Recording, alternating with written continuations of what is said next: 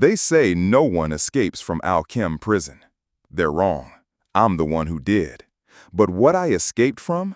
It wasn't a place built of stone and steel. It was a farm, a human farm. And the farmers, well, they weren't human. The rules they gave us were the only thing between us and processing. Simple rules, they seemed at first, innocent. Rule 1, never look a guard in the eyes. Easy enough. But then came Rule 2, always finish your meal, no matter what's in it. And Rule 7, Rule 7, if the lights turn red, don't scream, they feed on the sound. I broke a rule, just one, and I saw what they do to the ones who break. I'm out now, but sometimes, in the dead of night, I see those red lights flicker at the edge of my vision, and I have to bite my tongue so hard I taste blood, just to keep from screaming. You want to know what happened inside Al-Chem? You want to know what they are and what they're planning? Then listen, and pray you never hear those red lights for yourself. The first thing that hit me wasn't fear, but the smell. A coppery, almost sweet scent, thick and cloying, that clung to the back of my throat like a physical thing. It was the smell of old blood, I'd later learn, mingled with something else, something acrid and chemical, like ozone after a lightning strike. That was Al-Chem prison for you, a sensory assault before you even saw the true horrors it held. My name is Jacob, or at least it was. The man who walked into Al-Chem isn't the one sitting here, bathed in the sterile glow of a laptop screen, typing these words. He died in there, piece by agonizing piece, stripped away by the guards and the rules and the ever-present gnawing dread.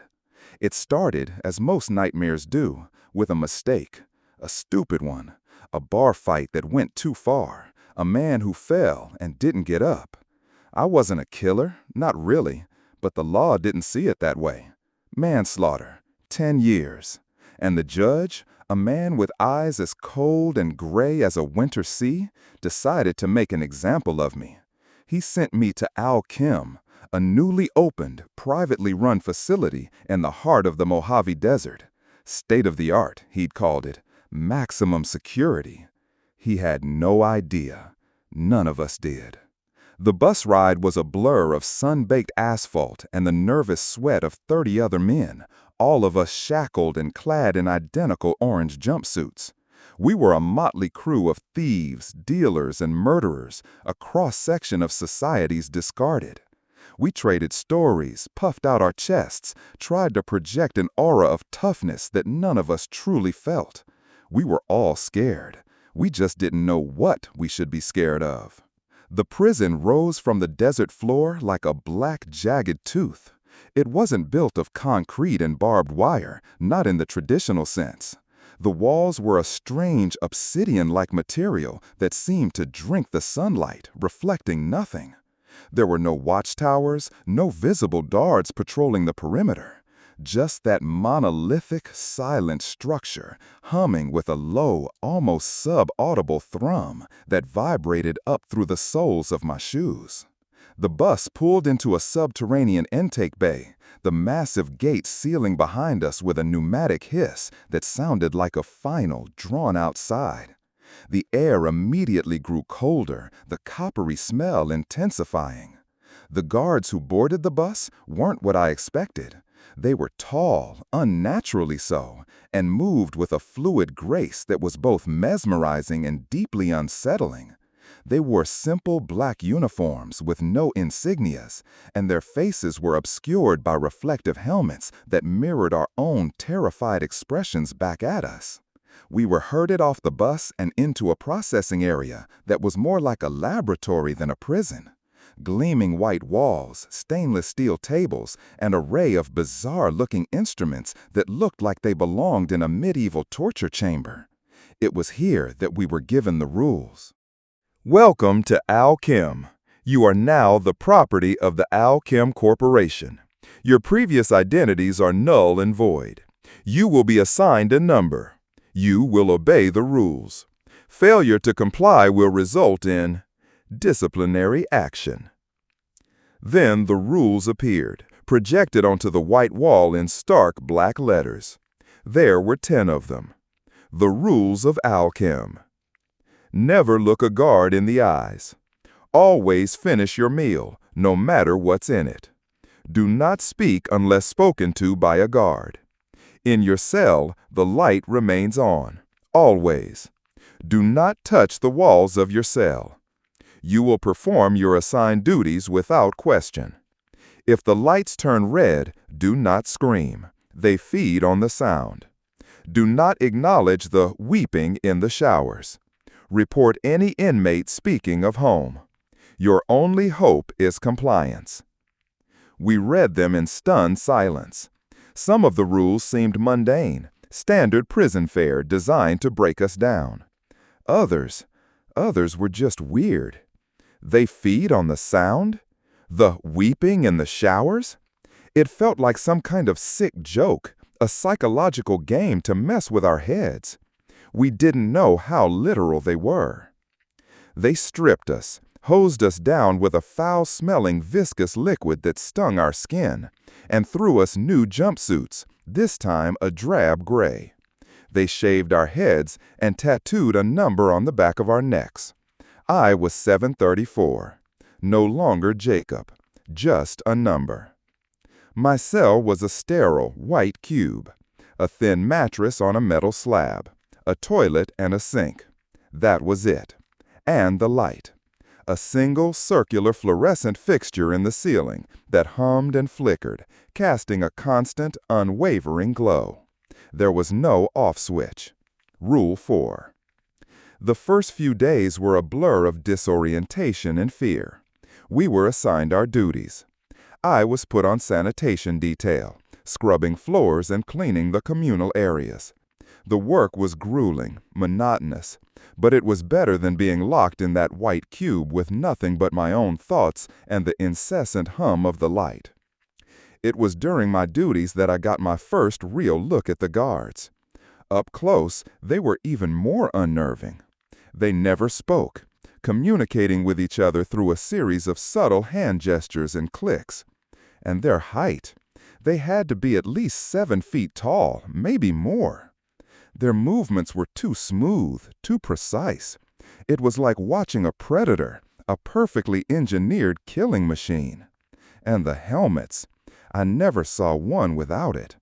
I started to wonder if there was even a face underneath. The food was another thing. Rule 2. Always finish your meal no matter what's in it. The first meal was a gray, lumpy gruel that tasted of rust and despair. It was barely edible, but we were starving, so we choked it down. But as the days went on, things started to appear in the gruel. A strand of what looked like human hair, a shard of bone, a fingernail. A man at my table, a big guy with a teardrop tattoo named Rico, spat out a mouthful, gagging. "What the hell is this?" he roared, holding up a small, perfectly formed tooth. 2 guards were on him in an instant. They didn't use batons or tasers. They just touched him. One on his shoulder, the other on his head. Rico's eyes widened, his body went rigid, and he let out a strangled cry that was cut short as his jaw locked. He collapsed to the floor, convulsing, foam frothing at his lips. They dragged him away, his boots scraping against the concrete. We never saw Rico again. The message was clear. We ate what we were given, all of it. We learned to chew with our mouths closed, to not think about the texture, the taste. We learned to swallow our revulsion along with the gruel. The psychological toll was immense. The constant light in our cells made sleep a fragmented, restless affair. I started having vivid, disturbing nightmares. The silence, broken only by the hum of the light and the distant rhythmic clang of metal on metal, was a form of torture in itself. We were starved for human connection, but Rule 3 kept us isolated, trapped in our own private hells. I tried to find solace in the routine, in the mindless repetition of my sanitation duties. I scrubbed floors, polished the strange black stone of the hallways until I could see my own gaunt, haunted reflection. I learned the layout of the prison, the labyrinthine corridors that all look the same. I learned to keep my head down, my eyes averted. I learned to be invisible. The food was another thing. Rule 2. Always finish your meal no matter what's in it. The first meal was a gray, lumpy gruel that tasted of rust and despair. It was barely edible, but we were starving, so we choked it down. But as the days went on, things started to appear in the gruel. A strand of what looked like human hair, a shard of bone, a fingernail. A man at my table, a big guy with a teardrop tattoo named Rico, spat out a mouthful, gagging. "What the hell is this?" he roared, holding up a small, perfectly formed tooth. 2 guards were on him in an instant. They didn't use batons or tasers. They just touched him. One on his shoulder, the other on his head. Rico's eyes widened, his body went rigid, and he let out a strangled cry that was cut short as his jaw locked. He collapsed to the floor, convulsing, foam frothing at his lips. We never saw Rico again. The message was clear. We ate what we were given, all of it. We learned to chew with our mouths closed, to not think about the taste. We learned to swallow our revulsion along with the gruel.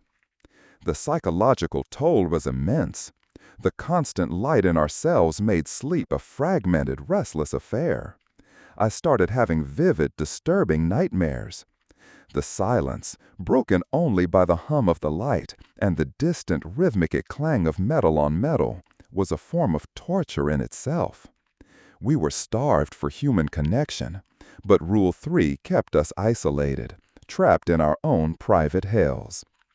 I tried to find solace in the routine, in the mindless repetition of my sanitation duties. I scrubbed floors, polished the strange black stone of the hallways until I could see my own gaunt, haunted reflection. I learned the layout of the prison, the labyrinthine corridors that all looked the same. I learned to keep my head down, my eyes averted. I learned to be invisible. It was during one of my cleaning shifts that I first heard it. The weeping. I was mopping the floor outside the showers, the air thick with steam and the smell of industrial-strength disinfectant. The showers were a long, open room with rows of nozzles protruding from the ceiling. We were herded in and out like cattle, the water always a little too cold, the pressure a little too high. That day as I worked, I heard a faint sound over the hiss of the water, a soft, mournful sobbing. It seemed to come from the drains in the floor. I froze, my mop handle clutched in my hands. I remembered Rule 8, do not acknowledge the weeping in the showers. The sound grew louder, more desperate. It was the sound of a woman, her voice choked with grief. It was a sound that bypassed the ears and went straight to the heart. I felt a primal urge to call out, to offer some kind of comfort. But Rico's fate was seared into my memory. I gritted my teeth, my knuckles white on the mop handle, and kept scrubbing. I didn't look at the drains. I didn't acknowledge the sound. And after a few minutes that felt like an eternity, the weeping faded away. I wasn't the only one who heard it. I saw it in the faces of the other inmates as they came out of the showers, their eyes wide and haunted. We didn't speak of it, of course. We couldn't. But we shared a silent, terrified understanding. There were things in this prison that were not of our world. The days bled into weeks, the weeks into months, a lost track of time. The sun, the moon, the stars, they were just a distant memory. My world had shrunk to the size of Altem, a world of white cells, black corridors, and unspoken fears. I started to notice other things, small inconsistencies that hinted at the true nature of our captors. The guards, for all their physical perfection, seemed to have a strange aversion to iron. I saw a guard recoil from a dropped wrench in the workshop as if it were a venomous snake. Another time, I saw a guard's hand smoke and hiss when it accidentally brushed against a rusty pipe. And the red lights, Rule 7, if the lights turn red, don't scream, they feed on the sound. It happened one night, without warning. The constant humming white light in my cell flickered, died, and was replaced by a deep, pulsating crimson. The air grew heavy, charged with a palpable sense of menace. A primal fear, cold and sharp, pierced through the dull apathy that had become my constant companion. I remembered the rule. I clamped my hands over my mouth, my heart hammering against my ribs like a trapped bird. From the other cells I could hear whimpers, choked sobs. But one man, a new arrival who hadn't yet learned the brutal calculus of survival in Alcam, lost his nerve. He screamed, a raw, piercing shriek of pure terror. The effect was instantaneous. The red light in my cell seemed to brighten, to throb with a malevolent energy. And from outside my cell I heard a new sound, a wet, slurping noise, followed by a sickening crunch of bone.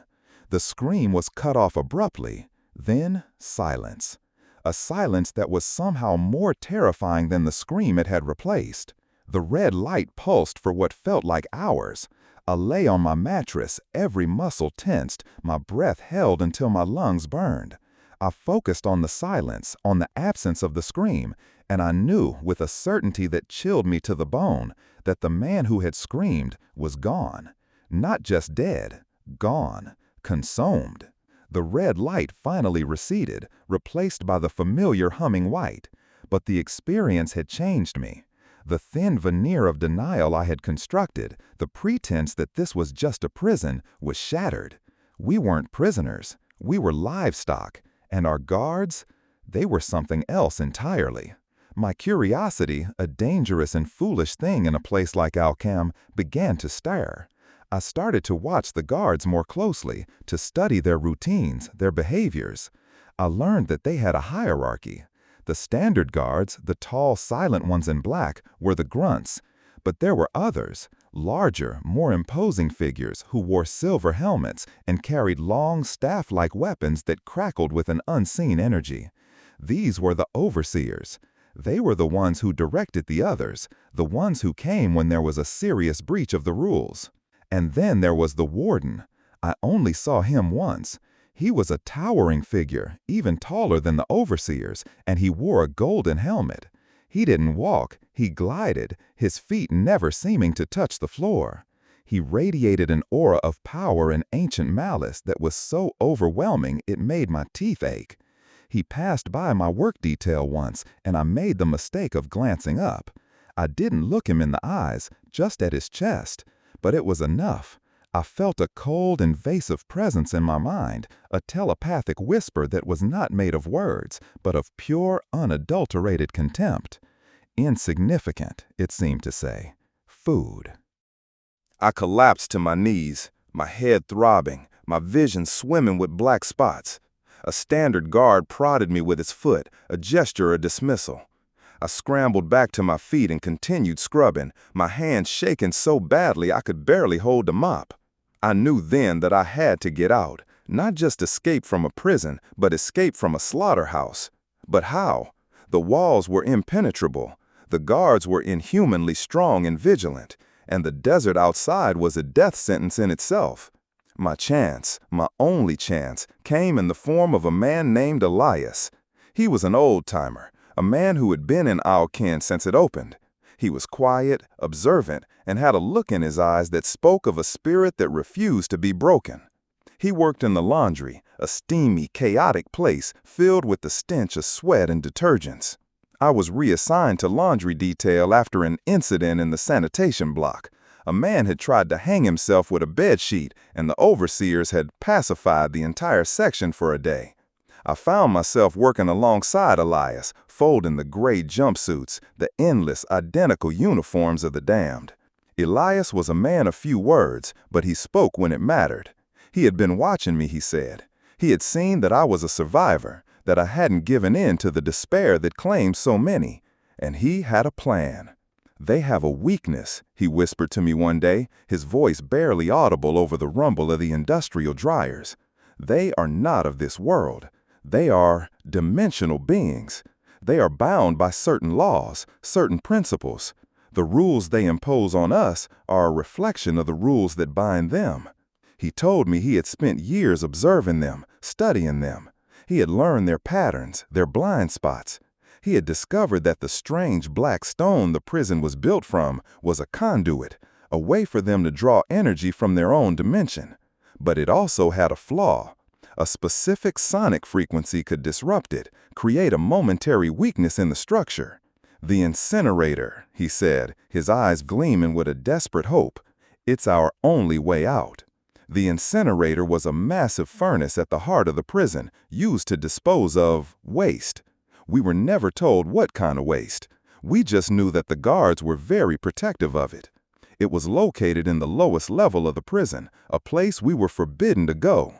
Elias had a plan, a crazy, suicidal plan. He had been slowly, painstakingly building a device, a sonic resonator, from scraps he had scavenged from the laundry machines in the workshop. It was small enough to hide in the palm of his hand. He believed that if he could get it close enough to the incinerator's main control panel, he could trigger a resonance cascade that would cause a temporary, localized structural failure. A hole, a way out into the desert. "It will only last for a few seconds," he warned me. "And the moment it happens, every guard in this facility will know. They will come for us. We will have to be fast." The plan was insane. The chances of success were infinitesimally small. But it was better than the alternative, waiting to be consumed by the red light or ending up as an unidentifiable lump in the daily gruel. I was in. We spent the next few weeks finalizing the plan. We used our work details to scout the routes to the lower levels, to time the guard patrols. We communicated in whispers, in fleeting glances, in coded messages scratched on the scraps of lint. We were two embers of defiance in a sea of ashes. The day we chose was the day of the harvest. That's what Elias called it. Once a month, a section of the prison would be quarantined, the lights would go red, and no one would come out. It was a day of heightened activity for the guards, a day when they were distracted. It was our best and only shot. That morning, the air was thick with a tension that was even more palpable than usual. The guards were more agitated, their movements sharper, more jerky. The synthesized voice over the speakers announced that Section Gamma was now under quarantine. A collective shudder went through the inmate population. We all knew what it meant. During our work shift, Elias gave me the signal, a slight nod of his head. It was time. We created a diversion. I accidentally spilled a large vat of corrosive cleaning fluid near a guard patrol. The hissing, smoking liquid caused a moment of chaos.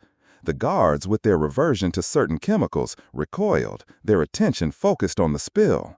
In that moment of confusion, Elias and I slipped away, down a maintenance corridor we had identified weeks before. The lower levels of the prison were a stark contrast to the sterile white and black of the upper floors. Here, the walls were raw, unpolished stone, and the air was thick with the smell of ozone and something else, something ancient and primal. The humming of the prison was louder here, a deep, resonant thrum that vibrated in my bones. We moved quickly, silently, our hearts pounding in our chests. We navigated the labyrinthine corridors, relying on the crude map Elias had scratched onto a piece of cloth. Twice we had to flatten ourselves into alcoves as guard patrols passed by, their silent, gliding movements more terrifying than any shouted command. Finally, we reached the incinerator room. It was a vast, cavernous space, dominated by a massive cylindrical furnace that glowed with an internal cherry-red heat. The air was blisteringly hot, and the humming was so intense it was almost painful. The control panel was on a raised platform, overlooking the furnace. There was a single guard stationed there, an overseer. It stood with its back to us, its silver helmet gleaming in the fiery light of the incinerator. Elias clutched my arm. "This is it," he whispered, his face pale with a mixture of fear and determination. "I'll create a distraction. You get to the panel. Place the device on the main conduit. It's the thickest cable, running into the base of the console. Then run. Don't look back. Just run." Before I could argue, he stepped out into the open. "Hey," he shouted, his voice hoarse. "Over here, you tin-plated bastard!" The overseer turned, its movements impossibly fast. It raised its staff, which crackled with the blue energy. Elias didn't stand a chance. He threw a piece of scrap metal he had been carrying. It clanged harmlessly against the overseer's chest. But it was the distraction I needed. As the overseer focused on Elias, I sprinted towards the platform, my feet pounding on the metal grate. I vaulted over the railing, my hands slapping against the hot metal of the control panel.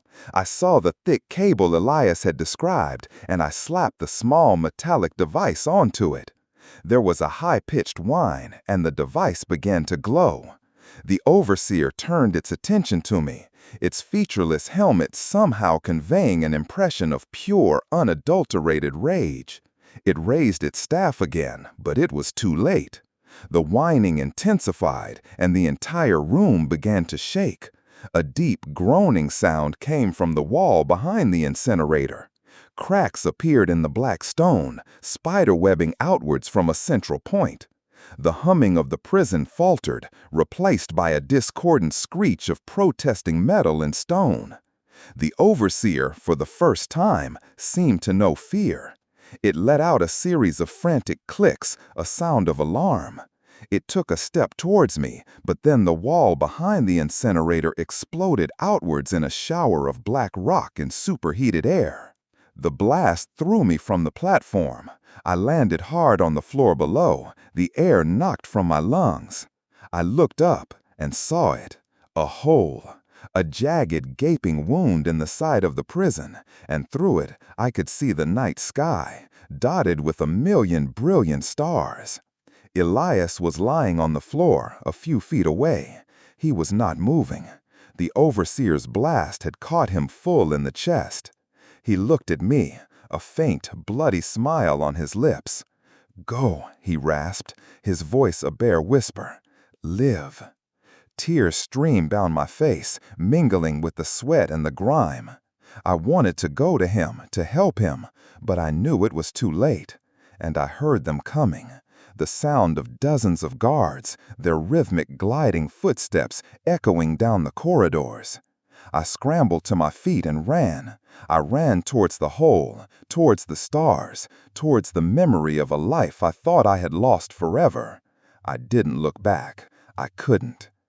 The desert air was a shock to my system. It was cold and clean and tasted of freedom. I ran until my lungs burned and my legs felt like lead. Behind me, I could hear the sounds of the prison, a cacophony of alarms and screeching metal. I saw the red light strobing, painting the desert landscape in a hellish glow. I didn't stop running. I ran for what felt like hours, my gray jumpsuit a poor defense against the cold desert night. I stumbled, fell, got up, and ran again. I was fueled by adrenaline and the ghost of a smile on a dying man's face.